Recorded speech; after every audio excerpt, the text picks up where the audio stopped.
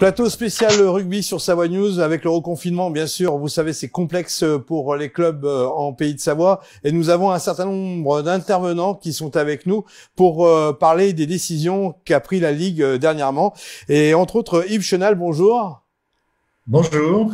Nous avons aussi Yves Garçon, le président du SOC Rugby, et puis Michel Ardouvin, secrétaire général au RC de la mode Servolex, et Laurent Cavaillé pour le FC Aix-les-Bains. Messieurs, c'est compliqué pour vos clubs, j'imagine. Avant de rentrer dans le débat, j'aimerais bien avoir un focus avec Yves Chenal, qui représente aujourd'hui le comité de Savoie et la Ligue. Oui, bien en fait, comme Laurent, tu le dis, très compliqué parce qu'en fait, on vit une situation sur laquelle on n'a pas la maîtrise totale, ni les fédérations ni les ligues, puisqu'en fait le cadre général est largement donc défini et contraint donc par les pouvoirs publics.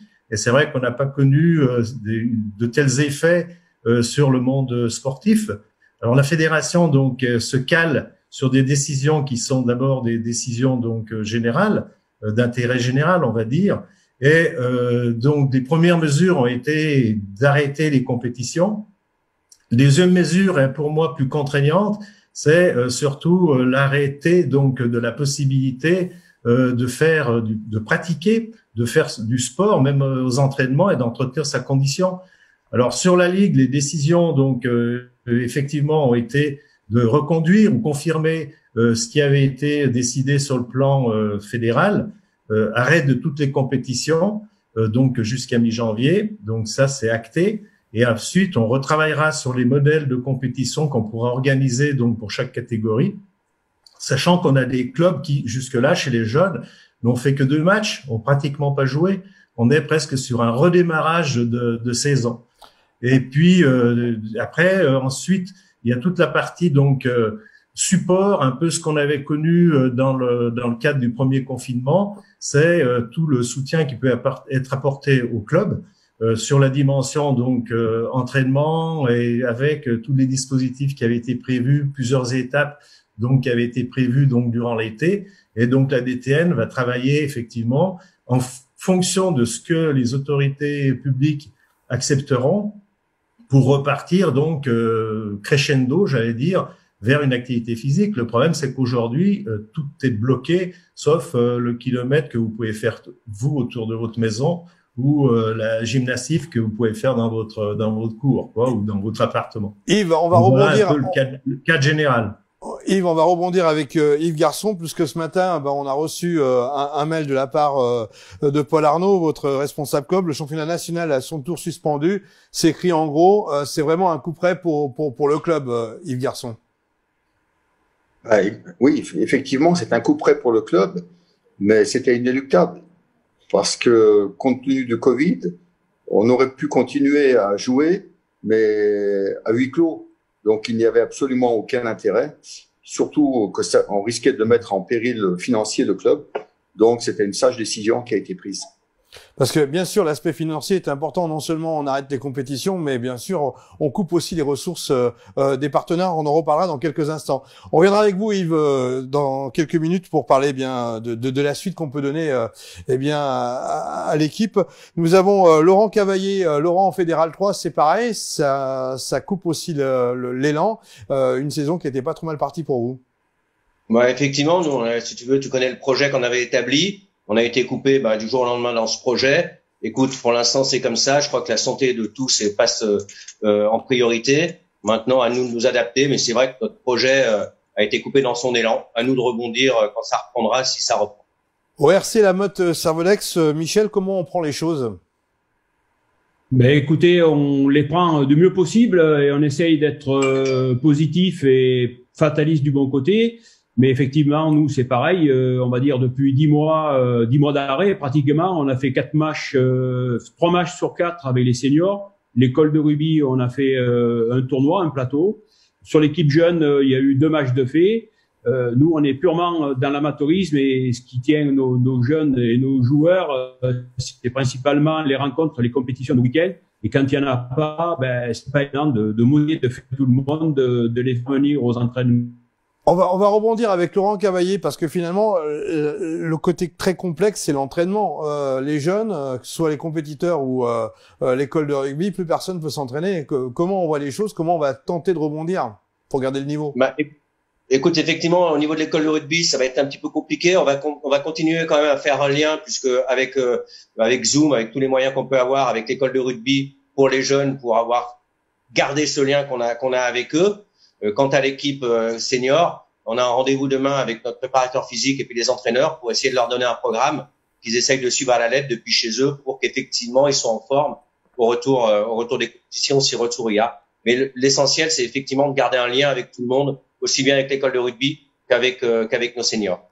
Et garçons, c'est le même problème pour vous au puissance 10 qui irait avec bien cette équipe qui porte un peu les couleurs de la Savoie à travers les différentes régions de France. Oui, c'est pareil pour nous, mais je pense qu'il faut savoir relativiser. Jusqu'à la fin du mois de novembre, il n'y a pas d'exercice physique. En théorie, enfin, j'y crois pas trop, mais en théorie, à la fin du mois de novembre, on devrait pouvoir repartir avec des entraînements physiques. On aura un mois et demi. Bon, de toute façon, je suis dans la même dynamique que Laurent, à savoir que le club a la même dynamique que Laurent, à savoir que les préparateurs physiques vont donner des programmes à chacun. Et puis, écoutez, de toute façon, je pense qu'il faut mieux se battre pour que tout se passe bien d'un point de vue de la santé de tout le monde. Et puis après, on verra la suite du championnat, ce qu'on pourra en faire et en donner, quoi. Finalement, il n'y a pas de clé. Même si vous tapez le poing sur la table, vous êtes un peu victime de cette pandémie et on ne peut qu'attendre. On ne peut qu'attendre. On n'a pas d'autre solution que d'attendre.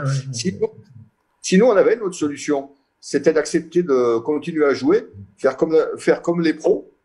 On a attendu d'avoir la réponse du ministère des Sports, qui nous a pas considérés comme identifiés au monde pro. Donc à partir de là, ça posait un autre problème. Le point de vue d'Yves Chenal là-dessus? Ben oui, les interventions qui ont pu être faites auprès des ministères n'ont pas abouti parce qu'en fait, le national et même la fédérale 1, il était question à un certain moment donc de pouvoir les assimiler au monde professionnel avec toutes les aides qui pouvaient être accordées.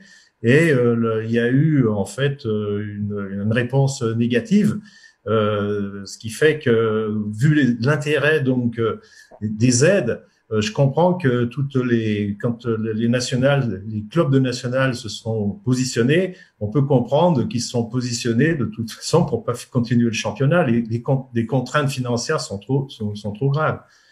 Alors après, par rapport à la reprise donc d'activité, c'est vrai qu'on peut pas imaginer que des gens donc reprennent la compétition sans avoir effectivement eu des phases donc d'entraînement, de préparation physique.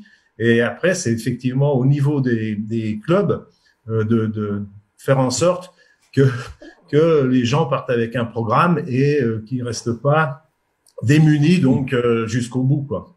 Et là, je pense que la DTN, dès qu'on aura possibilité, ce sera, comme je disais, un peu comme dans le premier scénario, dès qu'on aura la possibilité de reprendre, qu'on aura feu vert de la part des pouvoirs publics, crescendo, on pourra remonter sur des dispositifs d'accompagnement sans contact, avec contact, c'est ce qu'on a connu, quoi. Bon, le constat est fait. La grosse problématique, c'est l'aspect financier parce que les clubs amateurs en ont besoin, les partenaires, aussi les institutions qui vous soutiennent. Comment ça se passe pour vous, Michel, à ce niveau-là?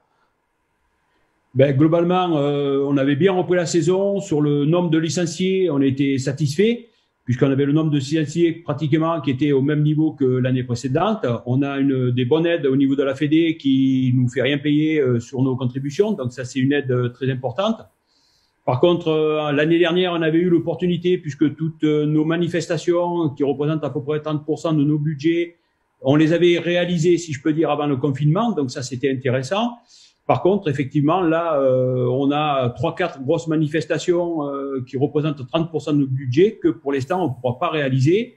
Et les inquiétudes vont commencer à venir, quoi. Donc, même si on n'a pas de dépenses, même si on n'a pas de frais, globalement, on commence à devenir interrogatif, quoi. Au FCX, j'imagine que Laurent, ça saigne aussi un petit peu. Pourtant, il y avait une belle dynamique qui avait été reprise avec un service commercial et puis de nouveaux partenaires qui s'étaient greffés au club ces dernières semaines. Ouais, effectivement, tu sais, on avait créé cette bodega avec pas mal de partenaires qui nous avaient rejoints cette année. On était là aussi sur une bonne dynamique.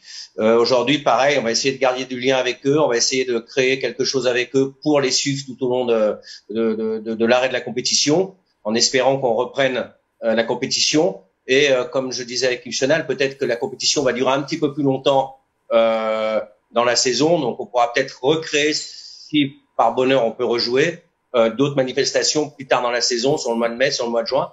Mais quoi qu'il arrive, ça va devenir aussi très compliqué comme mes collègues, parce qu'aujourd'hui tout est à l'arrêt, il n'y a plus de recettes, il n'y a plus de messieurs, très franchement, est-ce qu'on craint le pire pour un club, l'un de vos clubs aujourd'hui, si ça continue comme ça?